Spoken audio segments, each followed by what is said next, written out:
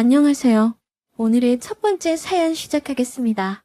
제가 대학교 2학년 때였어요.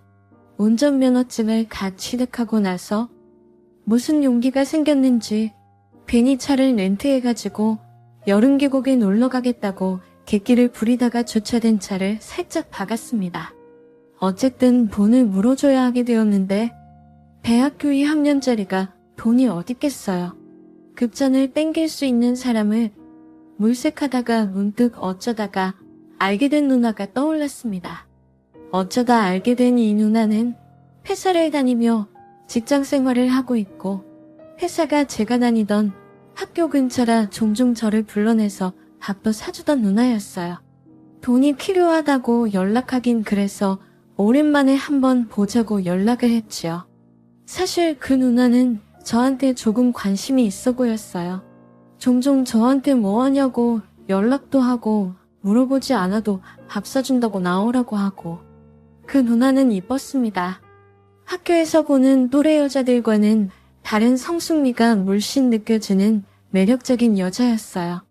어떻게 잘해볼 수 있을 것 같은 느낌이 있을 정도로 저에게 적극적이었지만 저는 그 당시에는 다른 여자들에게 관심이 더 많았죠. 그 누나가 성에 차지 않아 그런 건 아니었고 2학년이 되니 파릇파릇한 신입생들이 오빠 혹은 선배라고 저를 부르는데 그때는 연상의 여자친구는 상상도 못했던 것 같습니다. 지금 시간을 돌릴 수 있었다면 당장 그 누나랑 연애를 했을 거예요. 연락 절대 먼저 안 하더니 무슨 바람이 불어서 만나지? 제가 연락을 먼저 한 게 기뻤는지 약속 장소에 한껏 차려입고 나온 누나는 조금 상기되어 보였습니다. 제가 먼저 만나자고 해서 기분이 좋아 보이는 누나에게 도무지 돈을 빌리려고 연락했다는 말을 꺼내기 힘들었어요. 누나 마음껏 먹어. 오늘은 내가 쏠게. 항상 누나에게 얻어먹기만 한 게 미안하다고 말하며 말할 타이밍을 찾고 있었습니다. 잔뜩 들떠 보이는 게 마음에 걸려서 그렇게 밤이 어두워질 때까지 말도 못하고 결국 누나를 집까지 바래다 준다 하고 누나의 자취방 앞까지 도착하게 되었어요. 집으로 들어가려는 누나를 급하게 불러세웠습니다. 무언가 잔뜩 기대에 차 있는 눈빛에 우물쭈물하며 결국 제 상황을 설명하고 혹시 돈 좀 빌릴 수 있겠냐고 물어보는 질문에 누나의 얼굴엔 실망한 표정이 역력했습니다. 어려워서 말을 못 꺼내고 있었지만 정말 미안한 마음이 들 정도로 누나를 실망시킨 것 같았어요.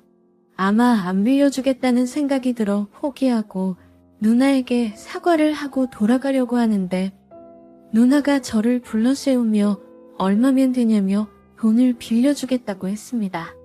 천천히 갚아도 된다고 말하며 바로 제 통장으로 돈을 써주더라고요. 정말 누나를 볼 면목이 없었지만 고맙다는 말밖에는 할 말이 없었습니다. 누나의 태도가 바뀌기 시작한 건 그날 그때부터였어요. 뭔가 나한테 이런저런 사소한 부탁들을 하기 시작했습니다. 부탁이라고 하기보단 정말 자잘한 잔심부름 정도 같은 것들이 대부분이었어요. 벽에 못 박아야 한다고 망치질을 해달라는 부탁을 한다거나 하는 사소한 걸로 시작해서 편의점에서 여성용품을 사오라는 좀 남자가 하기에 껄끄러운 부탁까지 여러 가지였습니다. 그래도 저는 흔쾌히 해줬습니다. 제게 돈을 빌려준 사람이기도 하고 제가 빚을 지면서도 조금 미안했던 마음이 있었기 때문이죠. 어떨 때는 그냥 집 앞으로 저를 불러내서 그냥 불렀다며 집에 다시 보낼 때도 있었습니다. 조금 기분이 나빠질 상황까지 되긴 했지만 어쩔 수가 없었어요.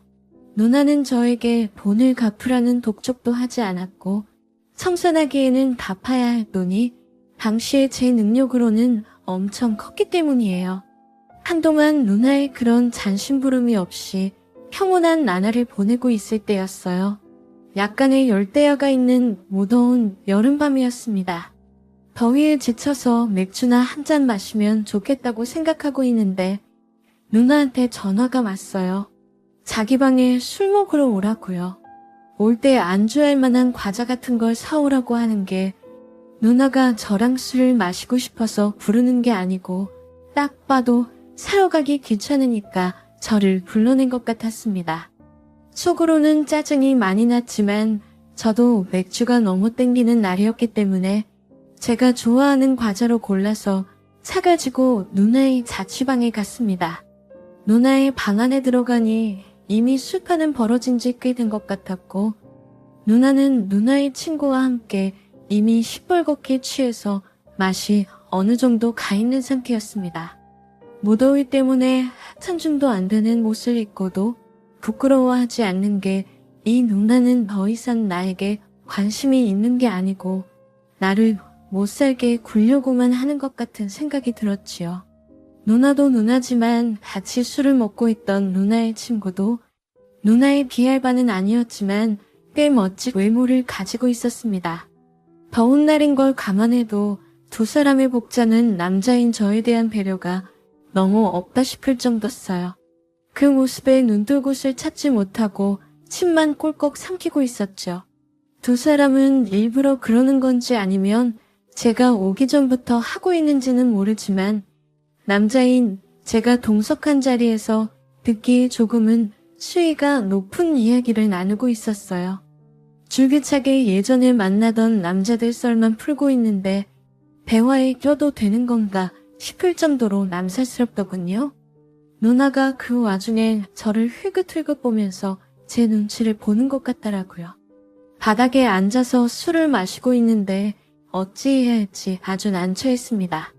술에 잔뜩 취한 이쁜 여자가 나누는 노골적인 대화를 쉬지 않고 계속 듣고 있자니 저도 다 큰 남자인데다가 술까지 들어간 상태라 그런지 가만히 있기 힘들더라고요. 바닥에 앉아 있어서 그런지 한껏 불편해진 채로 편하게 위치를 잡으려고 꼼지락거리고 있는데 갑자기 술에 잔뜩 취한 누나가 정신줄을 놓았는지 저를 쏘아보며 소리치기 시작했습니다. 저의 이름을 소리치듯이 부르며 저보고 다짜고짜 일어서 보라고 했습니다. 지금 일어서면 저도 남자로서 조금 곤란한 상황이라 오물쭈물하고 있는데 누나가 그 모습을 보더니 더욱 더 저를 몰아세웠습니다. 야 너 내가 시키는 대로 다 해야지. 넌 내 놀이개잖아. 아무리 급할 때 돈을 빌려준 사람일지라도 아무리 누나가 술에 잔뜩 취한 걸 알고 있을지라도 조금 기분이 나쁘더라고요. 저도 참을 수 없어서 벌떡 일어나며 누나에게 소리쳤습니다. 네, 일어났습니다, 주인님. 하지만 돈 앞에선 장사가 없었습니다. 누나가 언제 돈을 갚으라고 나올지 모르니 최대한 누나의 기분을 맞추는 것 말고는 제가 할 수 있는 건 없었습니다. 까짓거 그 돈을 지금 만들어내는 것보다 술 취한 누나들 앞에서 재롱이나 부리고 분위기나 맞추면 수지타산이 맞다는 생각이 들었어요. 오, 진짜로 말 잘 듣네? 누나의 친구가 그런 제 모습을 보고 땅바닥을 치며 크게 웃는데 누나의 기분을 맞춰주는 게 아무리 생각해도 이득이라는 생각이 들었지요. 이제 저는 누나의 말을 충실히 듣는 장난감이다. 자기 최면을 걸며 억지로 웃음을 지으면서 이 상황을 참고 있었어요. 단지 문제는 한 가지. 일어서면서 앞짐을 쥐고 최대한 제 상태를 들키지 않게 우물쭈물 써 있었는데 그 모습을 보고 누나들이 제 상태를 눈치챈 건지 서로 눈치를 보면서 묘한 미소를 짓더군요. 그건 왜 가리고 있어? 저의 상태를 눈치챈 두 누나들이 입을 가린 채 키득대며 웃었습니다. 수치심에 얼굴이 귀까지 빨개지는 게 느껴졌지요. 누나가 벌떡 일어나 어디서 줄자를 가지고 오더니 어디 길이 한번 재보자며 달려들었어요. 저는 최선을 다해 저항해봤지만 장난기로 똘똘 뭉친 술 취한 두 사람을 이겨낼 수 없었습니다. 줄자를 가지고 왔을 때만 해도 장난치는 줄 알았는데 죽자고 내달려 있는 두 사람을 보니 이 사람들이 진심이라는 게 느껴지더라고요. 이리저리 몸부림치면서 기껏 두 사람을 떼어놨더니 누나가 저를 노려보며 건넨 한마디에 아무 저항을 할 수 없었습니다. 우리 준용이 돈이 많아서 빨리 갖고 싶은가 보네? 술에 취한 여자라도 두 사람이 동시에 달려드니 어찌 다니는 방도가 없더라고요. 결국 바닥에 들어놓은 채로 바지춤을 부여잡고 안 된다고 이러지 말라고 몸부림을 쳤습니다. 두 사람이 제 몸을 이리저리 찌르면서 장난을 치는데 처음에는 견딜만 하다가 점점 그 강도가 세지기 시작하니 갑자기 억울한 마음이 들어 눈물이 다 나더라고요. 그러다가 서글프게 울기 시작하니 두 사람도 술이 깼는지 하던 걸 멈추고 머쓱하게 제 모습을 쳐다만 보고 있었습니다. 한참 엉엉대며 울다가 누나의 옥탑방 밖에 있는 벤치에 걸터 앉아 상처받은 마음을 추스르고 있었습니다. 밖에 나오는데도 다 큰 남자가 울고 있어서 그런가 두 사람 중 그 누구도 저를 붙잡지 않았어요. 잠시 후에 문이 열리는 소리가 들리더니 누나의 친구가 쫄래쫄래 나와 제 옆에 앉더군요. 누나의 친구는 제 옆에 앉아서 미안하다고 사과하면서 분위기가 너무 재밌어서 그랬다며 사과를 했습니다. 아까는 그렇게 싫었는데 또 한미모하는 누나의 민소매 밖으로 삐져나온 새하얗고 포동포동한 팔뚝을 보니 저도 남자인지라 괜히 마음이 혹하더라고요. 이젠 괜찮다고 말하고 있는데 위로해준답시고 제 등을 쓸어만지는 누나를 확 껴안아버렸죠. 누나의 친구는 당황한 듯 하더니 대충 제 마음과 분위기를 읽었는지 그 자리에서 바로 제 입술을 거부하지 않았습니다. 한참을 누나의 친구와 그러고 있는데 갑자기 들린 누나의 비명과도 같은 외침에 우리 두 사람은 떨어져 버릴 수밖에 없었습니다. 누나는 친구와 저희 모습을 보고 그 앞에서 눈물을 흘리며 울고 있었고 어떻게 니들이 나한테 이럴 수 있냐며 소리를 고래고래 지르고 있었죠. 누나 때문에 걷잡을 수 없어지는 분위기의 누나의 친구는 옷을 갈아입고는 먼저 집으로 돌아갔습니다. 누나는 침대에 머리를 묻은 채 울고 있고 저는 속으로 이거 당장 돈 갚으라고 하는 거 아니야 하는 생각에 그 자리를 피하지도 못하고 누나 뒤에서 계속 어영부영하며 눈치만 보고 있었죠. 누나는 그렇게 한참을 울다가 저를 째려보며 너가 나한테 그러면 안 되지 라고 말했어요. 돈 때문에 그동안 시달렸던 생각이 들어 이제 저도 화가 나서 될 대로 되라는 식으로 그 돈 빌려준 것 때문에 이런 수치스러운 짓까지 당하는 게 맞는 거냐며 누나에게 따져 물었습니다. 그런 저희 말에 돌아온 누나의 대답에 저는 누나를 뒤에서 꼭 안아주게 되었어요. 내가 너 좋아하는 거 몰라? 나라고 사회초년생에 혼자 사는 여자가 그런 큰 돈이 갑자기 어디서 났겠어? 너는 항상 내 마음 가지고 장난치는구나. 뜬금없는 누나의 진심에 감동을 한 건지 저는 어느새 누나를 강하게 껴안고 있었습니다. 누나는 내 품에 안겨서 울고 있는데 항상 강해 보이는 모습만 보다가 그런 누나를 봐서 그런지 원래부터 이쁜 누나였지만 새로운 모습의 그날은 정말 여자처럼 느껴지더라고요. 이제 그만 울으라고 말하며 누나에게 입을 맞추었습니다. 살짝 떨리는 누나를 끌어안고 다음날 아침까지 쉬지 않고 사랑을 나누었습니다. 그 뒤로 누나와는 연인관계로 지내게 되었습니다. 누나는 저에게 물심면면적으로 헌신했어요. 하지만 누나에게 갚을 게 있다는 마음의 힘이 우리 둘 사이를 오래 가게 만들지는 않았습니다. 지금이야 마음 먹고 절약을 하면 3달이면 갚을 수 있는 돈이었지만 그 당시에는 정말 큰 돈이었으니까요. 군입배를 이유로 이별을 말하는 저에게 누나는 끝끝내 그 돈을 내놓으라는 말을 하지 않았습니다. 전역을 해서 갚으려고 했는데 가끔씩 주고받던 연락도 뜸해지더니 상병을 달았을 때쯤부터는 누나와는 더 이상 연락이 되지 않았습니다. 아직도 가끔은 그때 갚지 못한 빚을 갚아야겠다는 마음도 들고 저에게 그렇게 헌신적인 사람을 그 누나 이후로 만나본 적이 없어 누나가 미친 듯이 그리워질 때가 있습니다. 그 누나를 잡을 걸 하는 후회를 하며 다시 그런 헌신적인 사람을 만나 결혼을 해야겠다는 생각이 드네요. 제가 바보 같았어요. 누나가 보고 싶습니다. 이어서 두 번째 사연을 시작하겠습니다. 제가 어렸을 때는 그야말로 찢어지게 가난했습니다. 그때 기억은 상기하기 싫을 만큼 어린 나에게도 좋은 기억은 하나도 없었어요. 저고층 아파트촌 너머로 아무렇게나 언덕백에 따닥따닥 붙어있는 탄저촌 같은 집에서 살았어요. 아빠는 시장의 노점에서 신발을 팔았는데 늘 힘이 들어 하셨었죠. 오빠 어린 제 남동생이 있어서 엄마는 다른 일은 할 수 없었어요. 항상 협상 그 허름한 집에서도 엄마는 저희들에게 잘해두셨지만 가끔씩 아빠랑 나누는 대화소리를 듣고는 저희 집에 돈이 많이 없다는 것을 알았습니다. 엄마의 깊은 한숨 소리와 돈 걱정이 시달리는 그 걱정거리를 다 듣고 알고 있었어요. 엄마가 동네 어귀에 있는 슈퍼에서 두부를 외상으로 산 모양이었는데 그 슈퍼주인 아줌마가 두부값을 달라고 쫓아왔더라고요. 엄마가 깜빡 잊고 바로 갚지 않았던 모양인데 쫓아온 슈퍼집 아줌마가 외상값을 받으러 왔다는 말에 그렇게 놀라는 엄마는 처음 봤어요. 엄마가 돈이 없었기 때문이었죠. 엄마가 프리하브리 아빠 호주머니며 지갑을 다 털어봐도 50원이 부족했었는지 슈퍼집 아줌마한테 쥐죽은 목소리로 50원은 내일 갖다 주겠다고 말했어요. 그러자 그 슈퍼 아줌마가 엄마에게 완전 기가 막히다는 듯이 그랬어요. 아니, 내가 외상값 받으러 다녔어도 두부값을 다 못 박힌 이 집이 처음이네. 됐어요.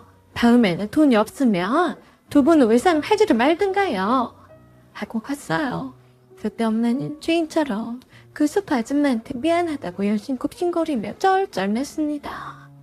그리고 그 슈퍼 아줌마가 돌아간 후에는 팔 수 없이 앉아서 한없이 소리 없이 우셨어요.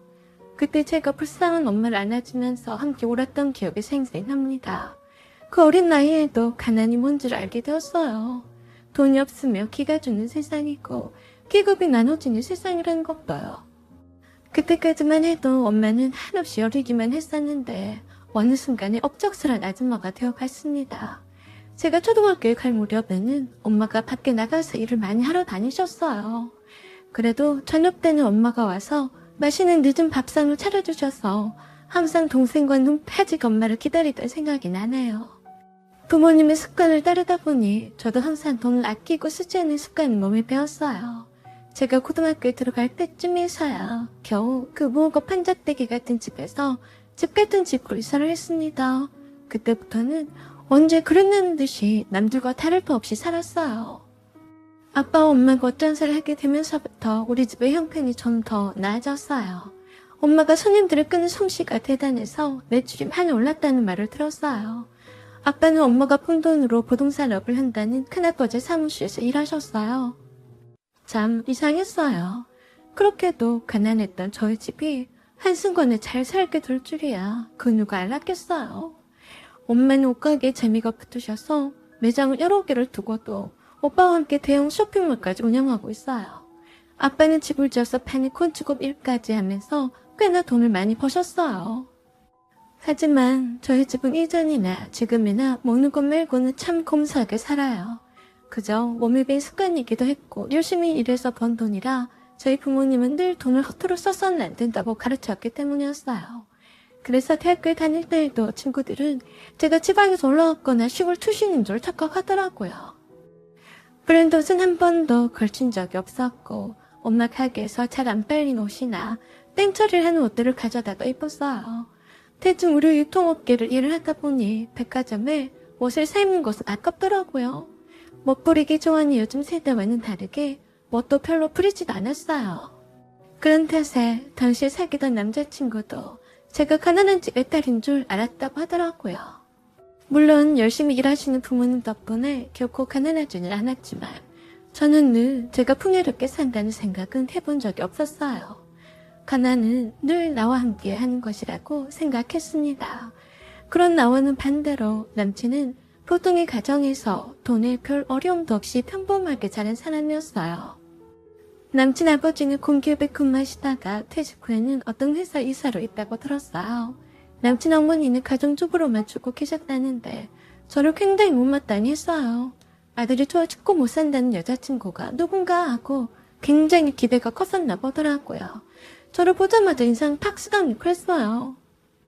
아가씨 아버지는 뭐 하세요? 네, 부동산업을 하시고 계세요. 그럼 엄마는요? 네, 옷가게를 하고 계세요. 아버지는 복덕당에, 어머니는 옷장사를 하신다고요? 어때? 말투가 갑자기 좀 그렇더라고요. 네. 그러더니 갑자기 남친에게 그러시는 겁니다. 너는 눈이 삐었니? 얘보다 이쁜 애는 널리고 널렸더라. 얼마나 설레발을 떨어서 대단한 아가씨인 줄 알았다니. 어디 촌에서 막 올라온 줄 알겠다. 라고 하시며 자리를 팍 차고 가버리셨어요. 참 황당하고 무참하더라고요. 아니 무슨 유니크 미모를 자랑하는 화려한 도시 여자를 꿈꾸셨나? 나를 보자마자 촌뜨기 같다는 두의 말씀에 자존심이 무척 상한 저는 얼굴이 빨개졌어요. 남친도 그런 내 모습 어쩔 줄 몰라 했어요. 미안하다. 엄마가 오늘 눈이 어떻게 되셨나봐. 별소리를 다 하시네.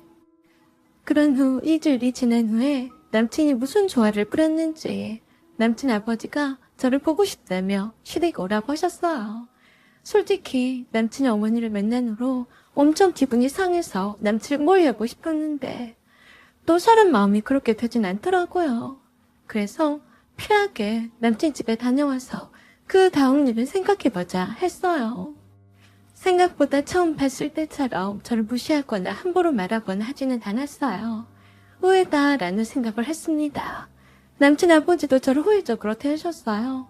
그리고 구체적으로 결혼 말까지 나왔었죠. 남친은 싱글벙글 좋아 죽더라고요. 거봐, 우리 엄마랑 아빠도 너를 좋아하신 거야.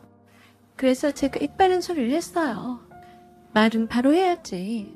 너희 부모님이 나를 좋아하는 게 아니라 내 아들이 좋아하는 여자이니까 결혼을 마지못해 시켜둔다라는 표정이시던데 뭘 그러냐? 네가 어떻게 했길래 네 엄마가 태도가 바뀌셨니? 내가 뭐 한 것도 없어. 그냥 너 아니면 결혼 같은 거 안 한다고만 했지. 그럴 수 있냐? 아들이 좋다는 여자랑 결혼시켜야지. 안 그래? 그렇게 해서 어찌어찌 해서 상견례까지 하게 되었어요. 그런데 상견례 자리에서 드디어 남친의 어머니가 본색을 드러내더라고요. 저희 집안은 얘들 할아버지는 변호사셨고요. 얘들 작은아버지는 대학 교수입니다. 우리 아들도 어디다 내놔도 손색이 없는 회사에 취업을 했고요. 다들 보는 눈도 있고 하니 신혼집은 남 부끄럽지 않게 처음부터 장만해서 시작했으면 합니다. 듣자 하니 사돈들께서는 보기 드물게 자수성가하셨다고 하던데요.